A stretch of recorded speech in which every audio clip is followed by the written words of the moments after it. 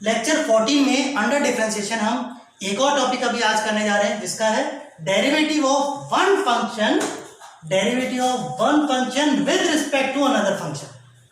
तो यहां पर देखिए फिर से अगेन सीक्वेंस वही है, एग्जांपल मैंने लिखा हुआ है derivative of one function with respect to another function, derivative of one function with respect to another function, derivative of one function with respect to another function.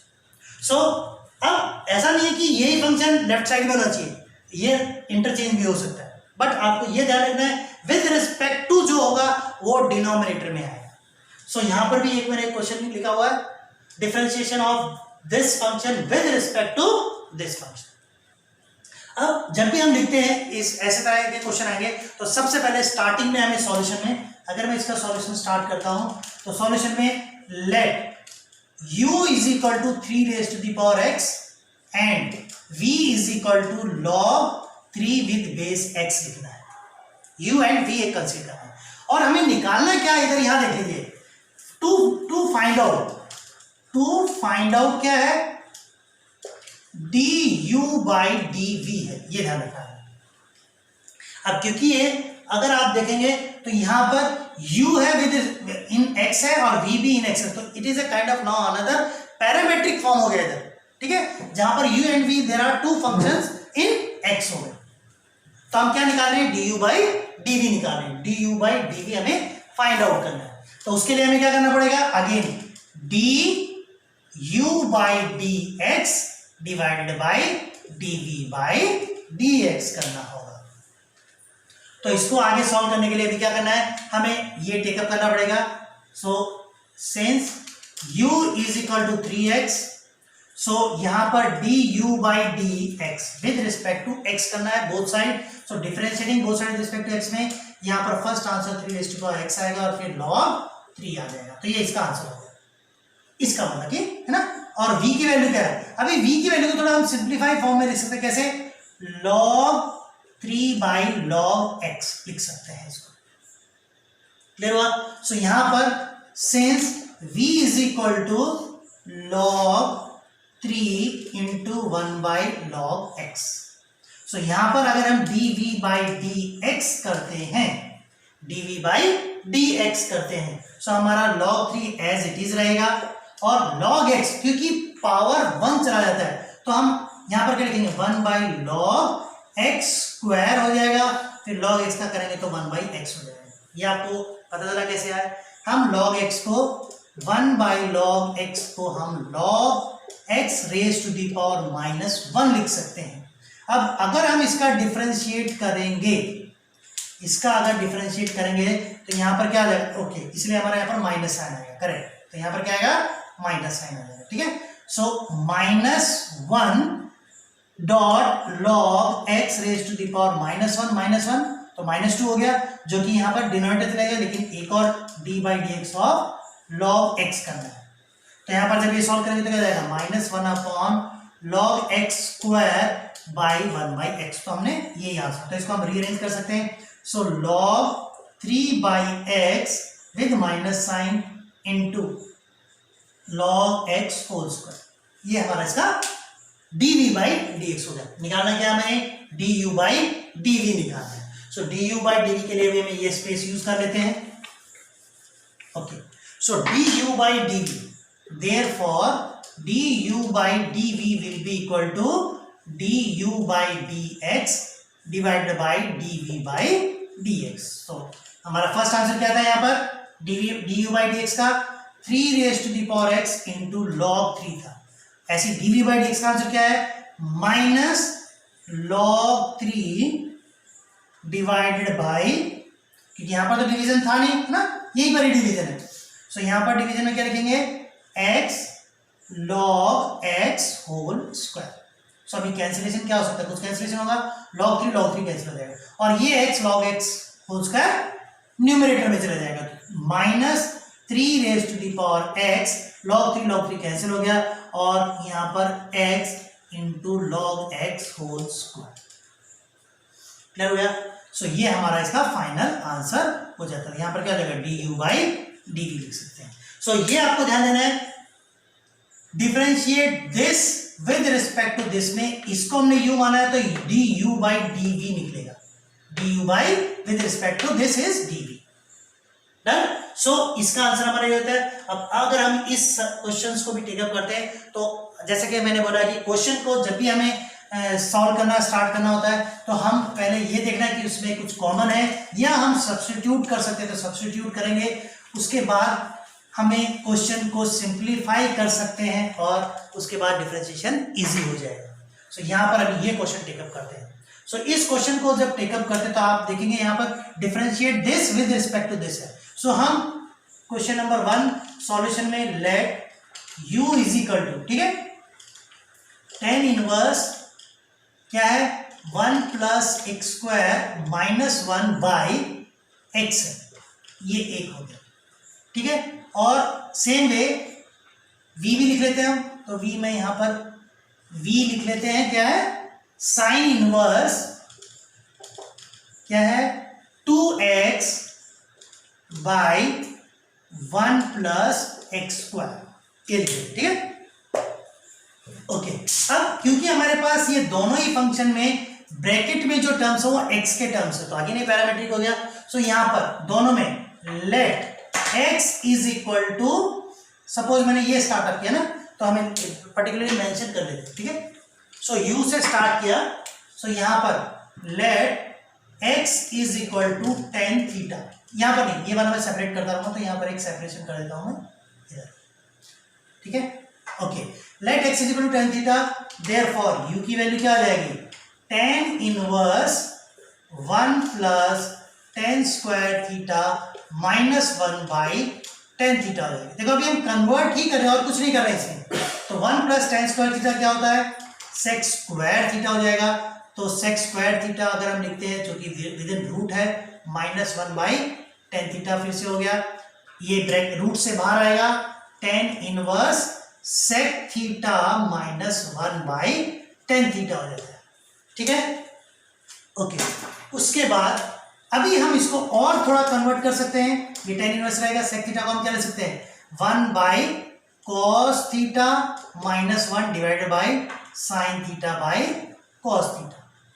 ये हम कन्वर्जन काफी बार कर चुके हैं, लेकिन क्वेश्चन जब आता है तो हमें याद रखना है कि वही कन्वर्जन यूज होगा।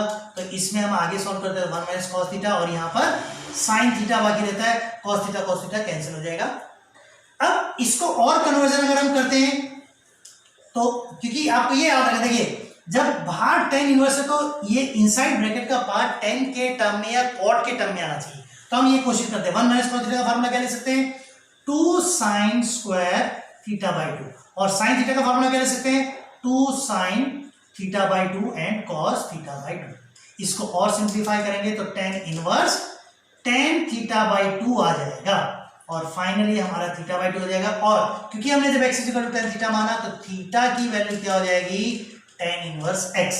सो यहां पर हम क्या ले सकते हैं tan इनवर्स x बाई 2 लिख सकते हैं। ये हमारा किसका वैल्यू हो गया u का वैल्यू हो गया। ओके, तो हम u की वैल्यू को सिंप्लीफाई फॉर्म में ऐसे लिख सकते हैं, तो ऐसे ही अभी मैं v की वैल्यू को भी सिंप्लीफाई फॉर्म में लिख लेता हूं, ठीक है। सो यहां पर भी let x is equal to tan theta अगर हमने सपोज किया तो v की वैल्यू क्या आ जाएगी sine inverse 2 tan theta by 1 plus tan square theta हो जाएगा। तो ये तो डायरेक्टली हमारे पास किसका फॉर्मूला है साइन 2 थीटा का फॉर्मूला है, करेक्ट, साइन 2 थीटा का फॉर्मूला है। तो हमारे पास यहाँ पर क्या आ जाएगा साइन इनवर्स और साइन 2 थीटा है तो हमारे पास बैलेंस 2 थीटा बचता है और थीटा की वैल्यू क्या आ जाएगी tan इनवर्स x हो जाएगी। तो यहाँ पर u की वैल्यू tan इनवर्स x है बाई 2, करेक्ट, बट यहाँ पर v की वैल्यू 2 tan इनवर्स x है। क्लियर हो गया, ये आपको ध्यान देना है क्योंकि यहाँ पर थीटा बाई 2 था और यहाँ पर केवल साइन 2 थीटा है। अब हमारे पास दोनों के सिंप्लीफाइड फॉर्म में कन्वर्जन हो गए हैं, v का भी और x का भी। क्लियर हो गया। सो अब अगर मैं यहां पर dv बाई dx निकालता हूं, इसका मैं बाद में निकालता हूं, तो इसको अगर हम सॉल्व करते तो क्या आ जाएगा answer 2 1 upon 1 plus x square हो जाएगा।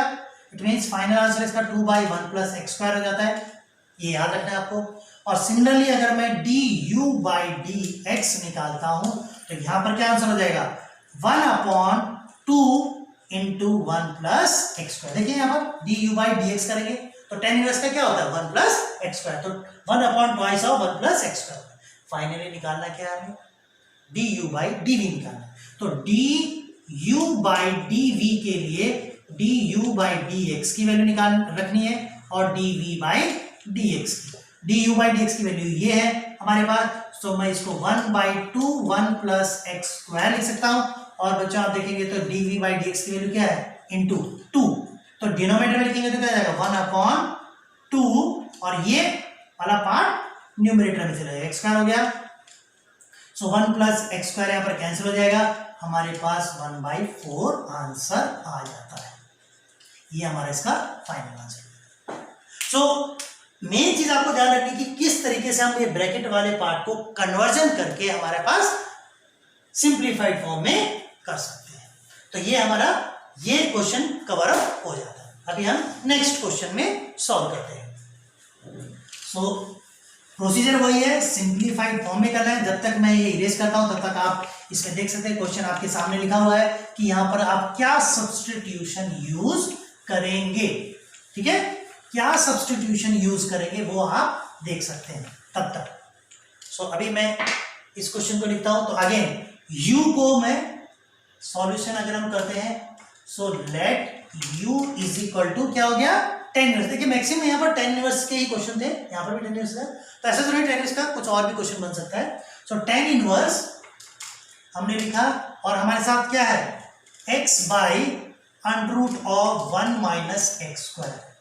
सिमिलरली अगर आप v को एज्यूम करेंगे, लेट मैंने लिया है तो क्या एज्यूम करना है set inverse 1/2 x square minus 1। अब यहां पर हमें क्या करना है, x की वैल्यू cos थीटा लेनी है। क्या लेनी है, x की वैल्यू cos थीटा लेनी है। तो यहां पर भी अगर cos थीटा लेंगे और यहां पर भी cos थीटा लेंगे तो हमारा पास सॉल्व हो जाएगा। सो लेट, तो दोनों के लिए ये let x is equal to cos theta, अगर सेपरेट भी कर सकते हो सेपरेट भी कर सकते हैं, तो यहां पर भी आप let x is equal to cos theta भी ले सकते हैं। अभी कॉस थीटा जब मैंने लिखा तो आप मीन्स बहुत जल्दी से आप यहां पर सब्स्टिट्यूट करके देख सकते हैं कि हमारा क्या वैल्यू आएगा, ठीक है। ओके, अगर हमने यहां पर x is equal to cos theta put किया तो ये कन्वर्जन क्या सिंप्लीफाइड फॉर्म टेकअप करता है, देख सकते हैं हम। ये कॉस थीटा पुटअप किया और यहां पर 1 माइनस कॉस स्क्वायर थीटा हो जाता है।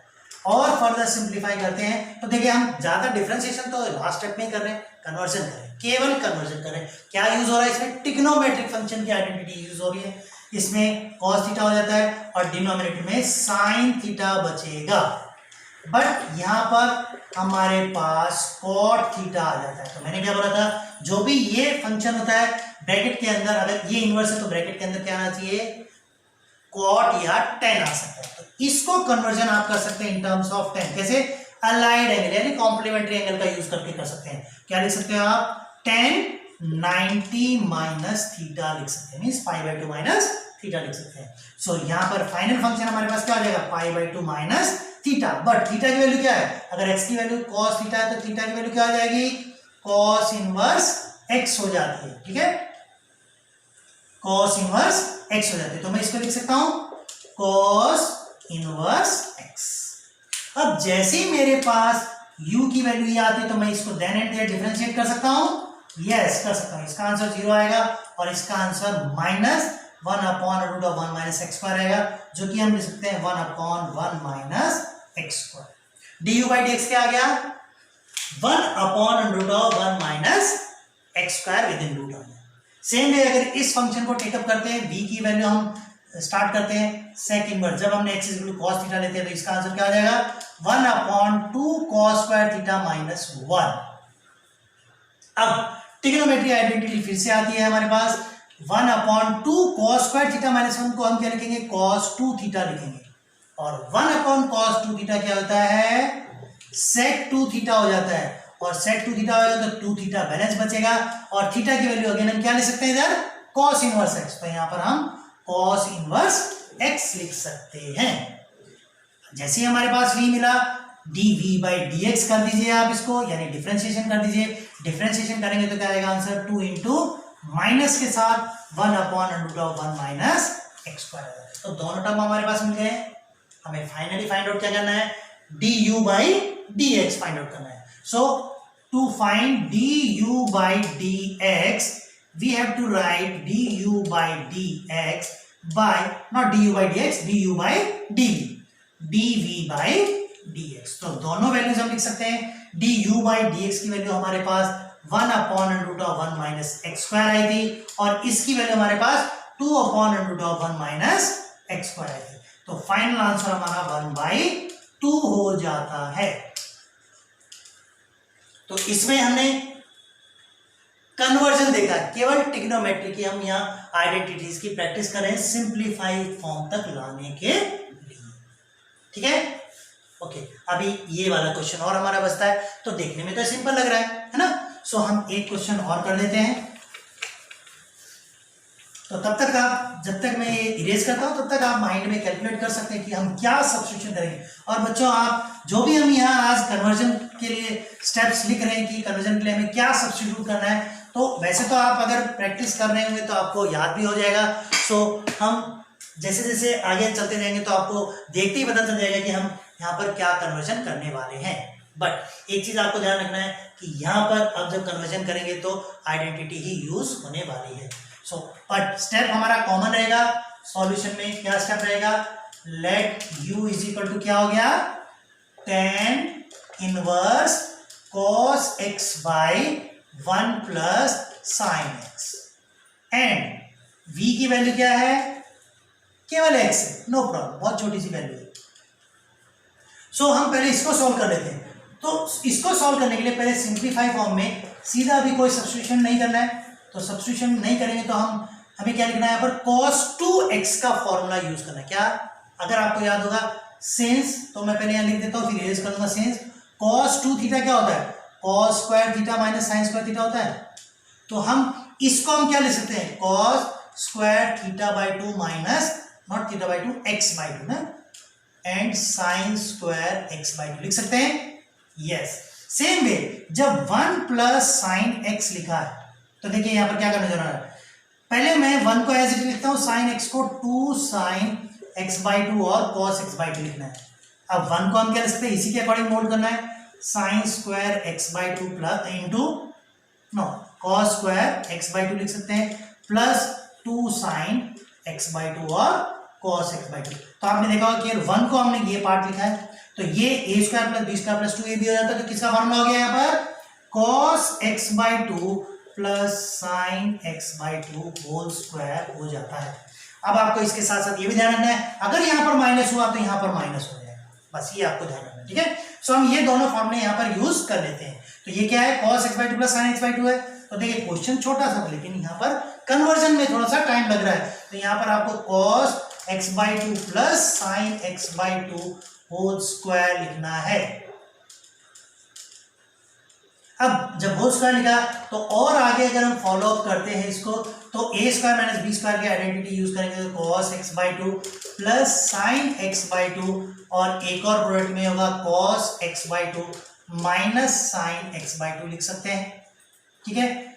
और डिनोमिनेटर में क्योंकि हमारे पास cos x by 2 plus sine x by 2 whole square है, सो यहाँ पर एक टर्म इससे कैंसिल हो जाता है. सो बैलेंस हमारे पास tan inverse cos x by 2 minus sine x by 2 divided by cos x by 2 plus sine x by 2.